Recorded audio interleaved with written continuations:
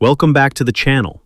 Why spend a fortune on berry bushes when many of them can be grown from a single cutting? One healthy shoot today can turn into a productive plant next season, and before long, you'll have an entire berry patch without emptying your wallet. In this video, we're ranking 20 popular berry plants from the easiest to the most challenging to propagate. You'll see which ones root almost effortlessly and which demand patience, perfect timing, and the right conditions. Stay until the end. You might be surprised by which berry is actually the hardest to grow from cuttings. Let's get started. Before you run outside with a pair of pruners looking for free cuttings, let's make sure you have the right setup. Grab a pair of sharp pruning shears, a clean knife, a light rooting mix like peat and perlite, or even coarse sand, and a rooting hormone if you have one. That's the easy part. Now here's the advice that will save you from coming back later to type. Why did every single cutting die? Most failures happen because of just 3 mistakes. First, never let fresh cuttings dry out. The moment you make the cut, place them in water or wrap them in a damp paper towel.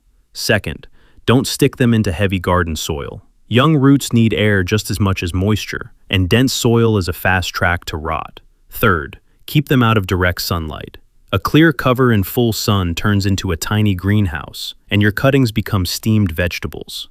Remember those 3 rules, and you're already ahead of most beginners. Now it's time to rank 20 berry plants, from the ones that practically root themselves to the divas that seem determined to test every gardener's patience. Let's dive in. 1. Blackcurrant. Blackcurrant is the easiest berry bush on this list. Take mature 1-year-old shoots in late fall or early spring. Make an angled cut below a bud and a straight cut above the top bud, so you always know which end goes down.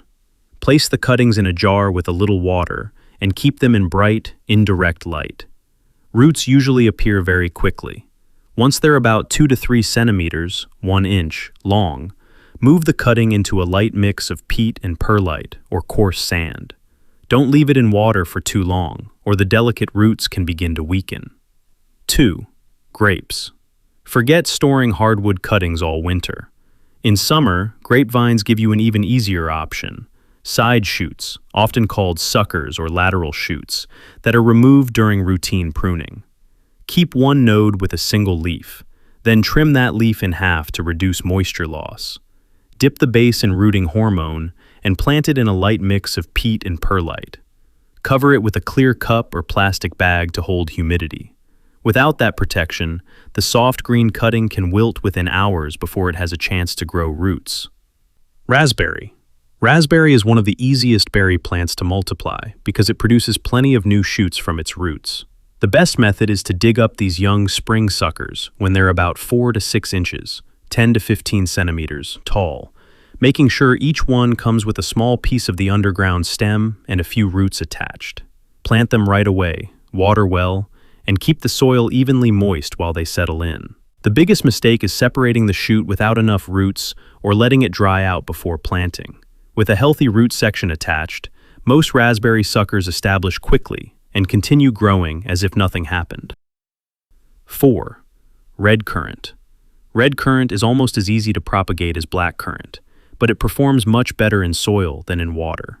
Take hardwood cuttings in fall or very early spring, make a clean angled cut below a bud, dip the base in rooting hormone, and plant them into a light mix of peat and vermiculite, or directly into a nursery bed. Leave 2 buds above the surface and keep the soil evenly moist. The biggest challenge is patience. Red currant develops roots more slowly, so resist the temptation to dig it up every few days to check your progress. 5. Elderberry.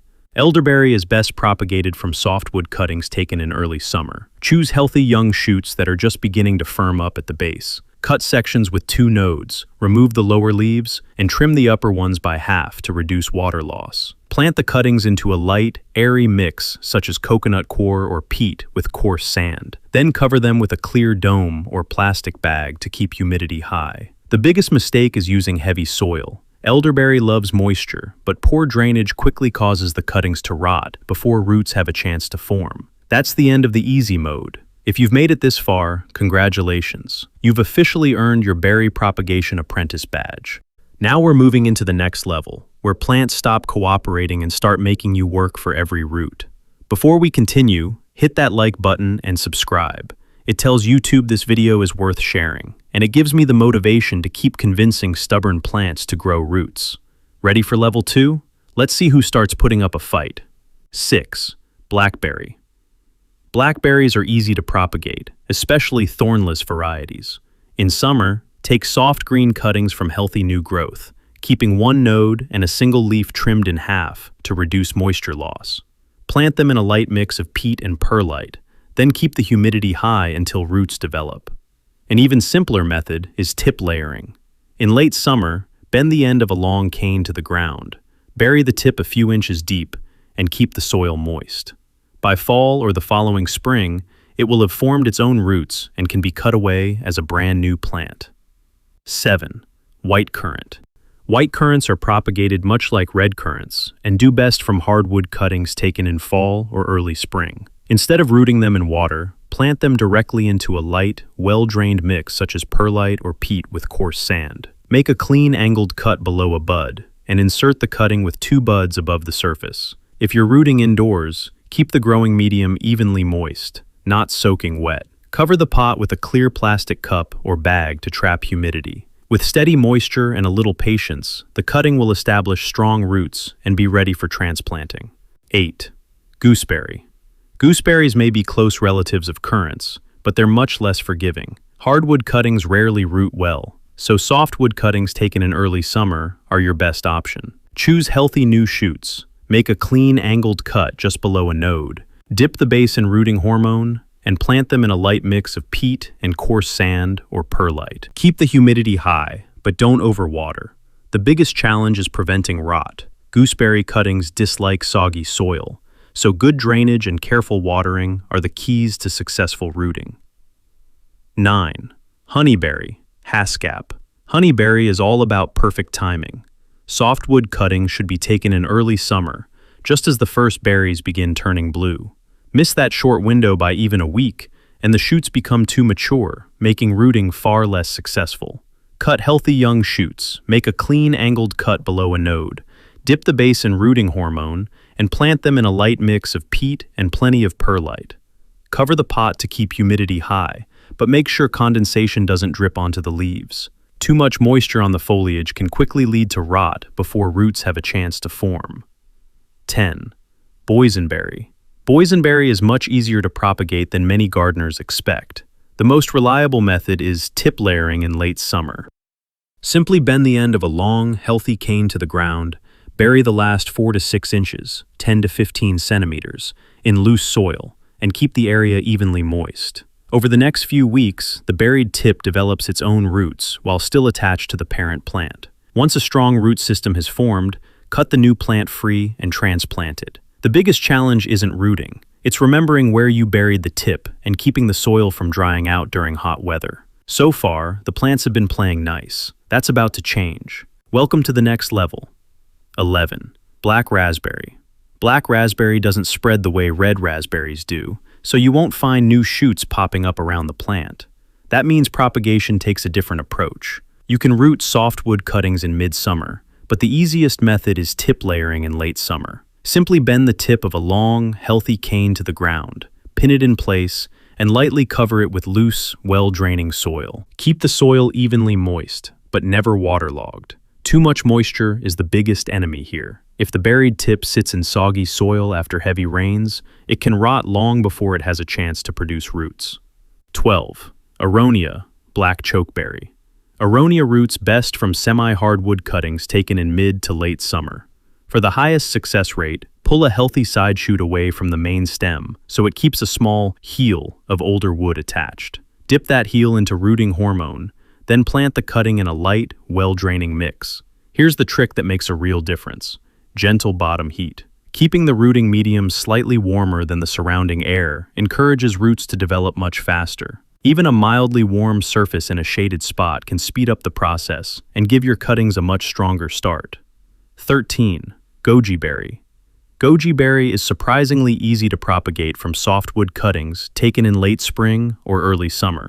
Choose a healthy young shoot, remove the leaves from the lower half, dip the base in rooting hormone, and plant it in a light mix of peat and perlite. Cover the cutting with a clear dome or plastic bag to maintain high humidity, but open it regularly for fresh air. Keep the soil evenly moist, never soggy. With warm temperatures and bright, indirect light, roots usually begin to develop within a few weeks, and the young plant will soon be ready for transplanting. 14. Loganberry.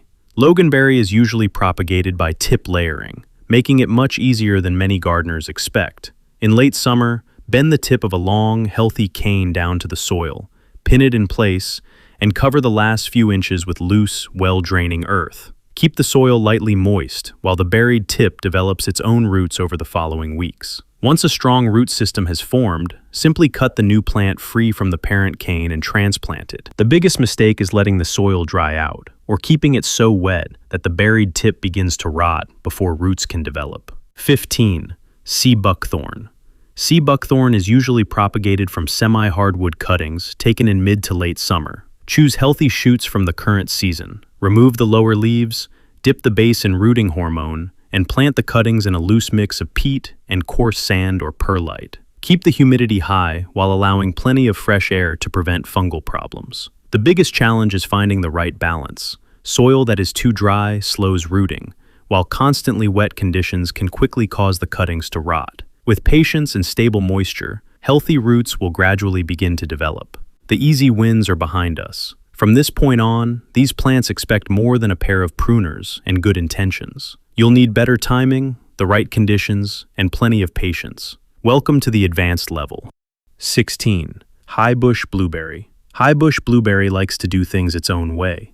You can propagate it from hardwood cuttings in early spring or softwood cuttings in midsummer, but don't even think about using ordinary garden soil. It needs a highly acidic mix, equal parts sphagnum peat moss and perlite or coarse sand. Rooting is the real test of patience. It often takes 6 to 8 weeks before roots begin to form, all while the cuttings need high humidity, gentle ventilation, and consistently moist but never waterlogged growing media. A quality rooting hormone can make a noticeable difference, giving these slow starters a much better chance of success. 17. Cranberry. Cranberry is propagated from its long, trailing green shoots during early to mid-summer. Cut healthy runners into pieces about 3 to 4 inches, 8 to 10 centimeters, long. Remove the lower leaves and lay them horizontally on moist, acidic peat, covering only the middle section lightly with the growing mix. The biggest challenge is preventing the cuttings from drying out. These slender stems lose moisture incredibly fast, so they need constant humidity, bright shade, and frequent misting while they root. Skip the humidity for even a short time, and those promising green shoots can dry out before they ever get a chance to grow roots. 18. Hardy kiwi, actinidia. Hardy kiwi earns the final spot on our list for a reason. Softwood cuttings are taken in early summer, just as the vines begin to flower. But this plant has a tricky habit. Freshly cut stems release a sticky sap that can quickly block the flow of water inside the cutting. To avoid that problem, place each cutting into cool, clean water for 10 to 15 minutes immediately after cutting. Then make a fresh cut while it's still underwater. Dip the base in rooting hormone and plant it in a well-draining mix. Keep the humidity high without overwatering, because hardy kiwi is quick to punish both soggy soil and dry air. 19. Lingonberry. Lingonberry may look tough in the wild, but its cuttings are surprisingly delicate. Softwood tip cuttings are taken in summer and planted in a highly acidic mix of sphagnum peat, coarse sand, and a little pine litter. Keep them in bright shade under a clear cover to maintain steady humidity. The real challenge is watering. These tiny stems and leaves have almost no room for error. Too much water can cause the cuttings to rot in no time, while dry air quickly leaves them wilted. Finding that perfect balance of moisture is what makes lingonberry one of the most difficult plants to propagate successfully. 20. Tayberry. Tayberry is usually propagated by tip layering, which is far more reliable than rooting cuttings. In late summer, bend the tip of a healthy, flexible cane down to the soil. Secure it with a garden pin, and lightly cover the end with loose, well-draining soil. Keep the area consistently moist while the buried tip develops its own roots over the next several weeks. Once a strong root system has formed, simply cut the new plant away from the parent cane and transplant it. The biggest mistake is allowing the soil to dry out, or keeping it so wet that the buried tip begins to rot before rooting is complete. So, we've reached the end of all 20 plants. Now comes the real test. How do you know your cutting has actually rooted? A fresh bud or a new leaf is exciting, but don't celebrate too soon. Many cuttings can produce new growth using only the energy stored inside the stem, even without roots. Here's a trick experienced gardeners swear by. Always use clear plastic cups or pots. Instead of guessing or disturbing the cutting, simply check the sides of the container. Once you see healthy white roots wrapping around the growing mix, you know your cutting is ready for the next stage. But don't remove the humidity cover all at once. Those young roots are still delicate, and a sudden blast of dry air can quickly undo weeks of progress. Open the cover for about 15 to 20 minutes on the first day, then gradually increase the time each day. After about a week, your new plant should be ready to grow on its own. Remember, every skilled gardener started with a few failed cuttings. Practice on easy plants like currants, grapes, or honeyberry. Learn how to manage moisture and humidity, and then take on the real challenges: blueberries, lingonberries, and hardy kiwi. So, which plant from today's ranking are you going to propagate first? Let me know in the comments. If you found this guide helpful, give the video a thumbs up, subscribe for more practical gardening tips, and I'll see you in the next one.